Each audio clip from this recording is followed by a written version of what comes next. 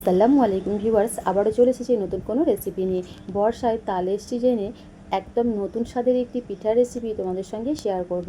এই পিঠাটা দেখতে যেমন সুন্দর আর লোভনীয় লাগছে, খেতেও হয় অনেক বেশি মজার। একবার বানিয়ে খাবার পর দেখবে বারবার বানাতে ইচ্ছা করবে, আর বাড়ির ছোট থেকে বড় সকলে অনেক বেশি পছন্দ করে খাবে। এই পিঠাটা খেতে এতটাই বেশি সুস্বাদু হয়, বানানোর সাথে সাথেই দেখবে এক নিমেষেই শেষ হয়ে যাবে, আর একটা আধটা খেয়ে কিন্তু মনই ভরবে না। পিঠা বানানোর জন্য প্রথমেই একটা ডো তৈরি করে নেব। তার জন্য চুলায় একটা প্যান বসিয়ে দিয়েছি আর দিয়ে দিলাম 1 বাটি ফ্রেশ ঘন তালের পিউরি। এবার চুলোর ফ্লেমটাকে মিডিয়াম ফ্লেমে রেখে অনবরত নেড়ে চেড়ে তালের পিউরিটা ভালোভাবে ফুটে ওঠা পর্যন্ত অপেক্ষা করব। আর তারই সাথে এখানে দিয়ে দেব স্বাদ মতো নুন। নুনটা দিয়েও খুব ভালোভাবে একটু নেড়ে চেড়ে মিশিয়ে নিচ্ছি। দেখতেই পাচ্ছ বন্ধুরা, এই পর্যায়ে তালের পিউরিটা আমাদের খুব ভালোভাবে ফুটতে শুরু করেছে। ঠিক সেই পর্যায়ে আমাদের চুলোর ফ্লেমটাকে একেবারে লোয়ে করে দিয়ে অল্প অল্প করে শুকনো চালের গুঁড়া ব্যবহার করে একটা সফট ডো বানিয়ে নিতে হবে। এখানে আমি শুকনো চালের গুঁড়াটা ব্যবহার করছি, তোমরা চাইলে ভেজা চালের গুঁড়া ব্যবহার করেও ডোটা বানিয়ে নিতে পারবে, অর্থাৎ পিঠাটা তৈরি করে নিতে পারবে। এখানে আমি ডোটা বানানোর জন্য প্রথমে 1 বাটি চালের গুঁড়া দিয়েছি, তারপর ঠিক ওই বাটি মেপে 4 ভাগের 3 ভাগ চালের গুঁড়া ব্যবহার করে ডোটা বানিয়ে নিয়েছি। আর এখানে 2 বাটি চালের গুঁড়া ব্যবহার করলে ডোটা অনেকটাই শক্ত হয়ে যাবে, আমি চাইছি ডোটাকে একটু সফট করে বানিয়ে নিতে। দেখতে পাচ্ছ একটা স্প্যাচুলা দিয়ে অনবরত নেড়ে চেড়ে ডোটা খুব সুন্দরভাবে আমি তৈরি করে নিয়েছি। আর তোমাদের একটু দেখিয়ে দিচ্ছি, দেখো ডোটা ঠিক কীভাবে আমাদের বানিয়ে নিতে হবে। দেখতেই পাচ্ছ বন্ধুরা, এই পর্যায়ে ডোটা কিন্তু অনেকটাই সফট আছে, ঠিক এইভাবে তৈরি করে নিতে হবে। এবার চুলোর ফ্লেমটাকে অফ করে দিয়ে ডোটাকে 5 মিনিটের মতো রেস্টে রেখে দেবো। আর এই সময়ের মধ্যে ডোটা বেশ কিছুটা ঠান্ডা হয়ে যাবে। ততক্ষণে চলো পিঠার জন্য পুর তৈরি করে নিই। এদিকে চুলায় আবারও একটা প্যান বসিয়ে দিয়েছি আর দিয়ে দিলাম 1 বাটি ফ্রেশ নারকেল কোড়া। মিষ্টির জন্য দিয়ে দেবো স্বাদ মতো চিনি। মিষ্টির পরিমাণটা তোমরা তোমাদের পছন্দ মতো এখানে বাড়িয়ে কমিয়ে ব্যবহার করতে পারো। এবার একটা স্প্যাচুলা দিয়ে অনবরত নেড়ে চেড়ে নারকেলের পুরটা আমাদের তৈরি করে নিতে হবে। দেখতেই পাচ্ছ বন্ধুরা, এই পর্যায়ে চিনিটা খুব ভালোভাবে মেল্ট হতে শুরু করেছে। আর এই কাজটা অনবরত নেড়ে চেড়েই করে নিতে হবে, তা নাহলে পুরটা প্যানের মধ্যে লেগে যেতে পারে বা পুড়ে যেতে পারে। 1 চিমটের মতো নুন ব্যবহার করলাম, আর পুরের টেস্টটাকে কয়েক গুণ বাড়ানোর জন্য দিয়ে দিলাম 10 টাকা দামের 1 প্যাকেট গুঁড়া দুধ। গুঁড়া দুধটা ব্যবহার করলে পুরের টেস্টটা কিন্তু অনেক বেশি ভালো আসে, খেতে ভীষণ ভালো লাগে। তবে হাতের কাছে না থাকলে স্কিপ করতে পারো। দেখতে পাচ্ছ এখানে পুরটা কিন্তু খুব সুন্দরভাবে আমার তৈরি হয়ে গেছে। চুলোর ফ্লেমটাকে অফ করে পুরটাকে নামিয়ে ভালোভাবে ঠান্ডা করে নিচ্ছি।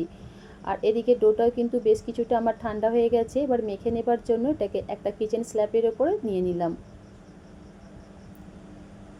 এবার এই ডোটাকে প্রায় 3 থেকে 4 মিনিট খুব ভালোভাবে মেখে নিতে হবে, একদম স্মুথ করে ডোটাকে বানিয়ে নিতে হবে।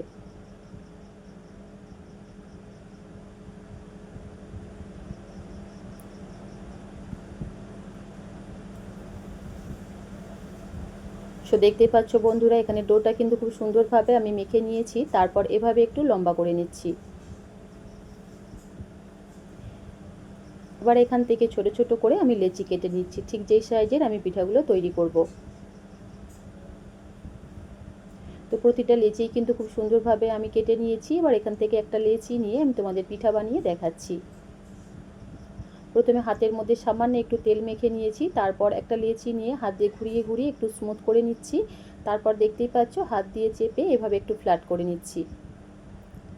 তারপর এইভাবে ঘুরিয়ে ঘুরিয়ে একটা বাটির শেপ দিয়ে নিচ্ছি বা খোল তৈরি করে নিচ্ছি। চেষ্টা করবে পিঠার জন্য এই খোলগুলো একটু পাতলাভাবে তৈরি করতে, সেক্ষেত্রে পিঠাটা খেতে অনেক বেশি মজার হবে। দেখতেই পাচ্ছ বন্ধুরা, এখানে কিন্তু আমি খুব সুন্দরভাবে একটা পিঠার খোল তৈরি করে নিয়েছি। তারপর প্রয়োজন মতো পুর আমি খুব ভালোভাবে খোলের মধ্যে ভরে দিচ্ছি। তারপর পিঠার মুখটাকে খুব সুন্দরভাবে আমি মুড়ে নিচ্ছি। আর খুব ভালোভাবে কিন্তু অবশ্যই পিঠার মুখটাকে বন্ধ করে নিতে হবে বা মুড়ে নিতে হবে, তা নাহলে এই পিঠাগুলো যখন তেলের মধ্যে ভাজবে মুখটা খুলে যাবার একটা সম্ভাবনা থাকে। খুব ভালোভাবে চেপে চেপে সিল করে নেবার পর দেখতেই পাচ্ছ আমি খুব সুন্দরভাবে একটা ডিজাইন করে নিচ্ছি। আসলে এখানে বলে বোঝানোর কিছুই নেই, একটু লক্ষ্য করলেই বুঝতে পারবে ঠিক কীভাবে এই ডিজাইনটা বানিয়ে নিলাম।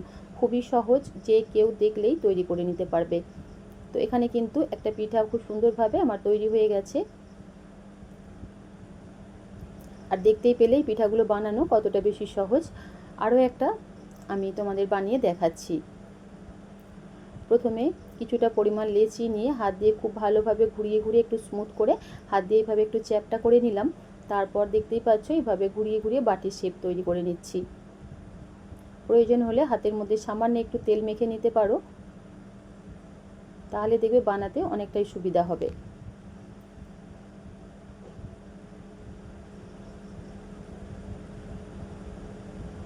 তো এই তো এখানে কিন্তু পিঠার জন্য আরও একটা খোল আমি খুব সুন্দরভাবে তৈরি করে নিয়েছি। তারপর প্রয়োজন মতো পুর এইভাবে আমি দিয়ে দিচ্ছি। তারপর মুখটাকে এইভাবে আমি বন্ধ করে নিচ্ছি। একটু লক্ষ্য করলেই বুঝতে পারবে ঠিক কিভাবে আমি বানিয়ে নিচ্ছি।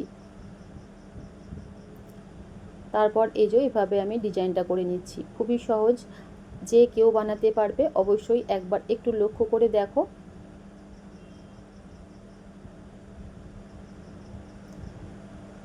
তো এই তো বন্ধুরা, দেখতেই পেলে এখানে কিন্তু আরও একটা পিঠা আমার বানানো হয়ে গেল। একইভাবে আমি সমস্ত পিঠাগুলোই এখানে তৈরি করে নিয়েছি। এবার এই পিঠাগুলোকে ভেজে নেবার জন্য চুলায় একটা প্যানের মধ্যে পর্যাপ্ত পরিমাণ তেল খুব ভালোভাবে গরম করে নিয়েছি। অবশ্যই তেলটাকে ভালোভাবে গরম করে নিতে হবে, তারপর পিঠাগুলো ছাড়তে হবে। হালকা গরম তেলের মধ্যে পিঠাগুলো ছাড়লে ফেটে যাবার একটা সম্ভাবনা থাকে।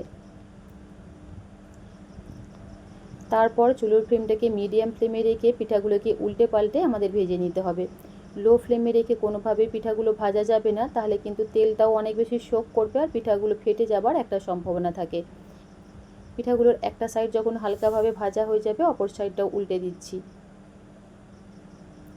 এভাবে উল্টে পাল্টে পিঠাগুলোকে আমাদের খুব সুন্দরভাবে ভেজে নিতে হবে।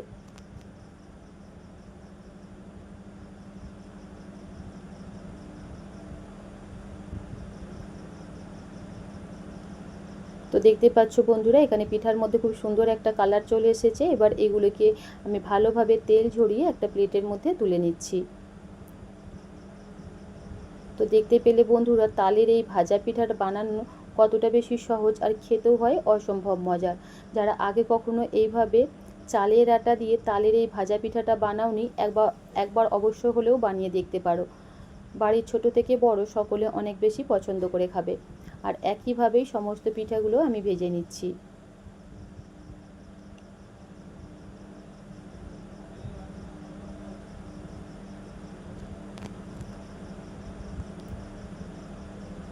তো এই তো এখানে কিন্তু বাকি পিঠাগুলোও খুব সুন্দরভাবে আমার ভাজা হয়ে গেছে আর কালারটাও খুব সুন্দর চলে এসেছে। এবার এগুলোকে তেল ঝরিয়ে একটা প্লেটের মধ্যে আমি তুলে নিচ্ছি।